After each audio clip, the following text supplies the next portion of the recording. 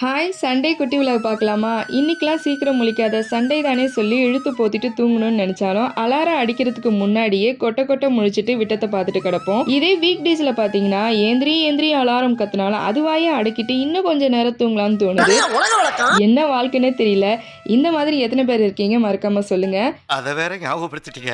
Sunday எதுவும் காலையில் ரொம்ப ஸ்பெஷல்லாம் பண்ணவே இல்லைங்க. இது வந்து லெஃப்ட் ஓவர் இட்லி இருந்துச்சா, அதை வந்து இந்த மாதிரி நல்லா ஃப்ரை பண்ணிவிட்டு அதில் garam masala, chilli powder, chilli flakes, pepper, soya sauce இதெல்லாம் போட்டு நல்லா ஃப்ரை பண்ண இட்லி இதில் போட்டு மிக்ஸ் பண்ணிங்கன்னா சில்லி மினி இட்லி ரெடி. நம்ம இஷ்டம் தான், நம்ம பேர் வச்சுக்க வேண்டியதான் அதுக்கு.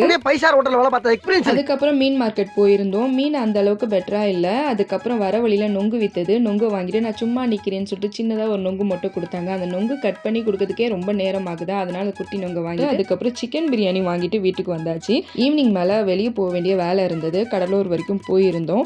அங்கே போயிட்டு அங்கே ஒரு ஷாப்பில் எனக்கு ரொம்பவே பிடிச்ச ஒரு ஸ்வீட் எதுன்னு பார்த்தீங்கன்னா தம் ரூட்டும், அதுக்கப்புறம் இந்த சுழல் பணியாரம் சொல்லுவாங்க. எனக்கு இது ரொம்பவே பிடிக்கும். உங்களில் யாருக்காவது இந்த சுழல் பணியாரம் அதுக்கப்புறம் இந்த தம் ரூட்டு பிடிச்சா மறக்காம கமெண்ட் பண்ணுங்க. எனக்கு ரொம்பவே பிடிச்ச ஸ்வீட்னா இதுதாங்க. அடுத்த ஒரு குட்டி விலாக்ல சந்திக்கிறேன். அது வரைக்கும் பாய்.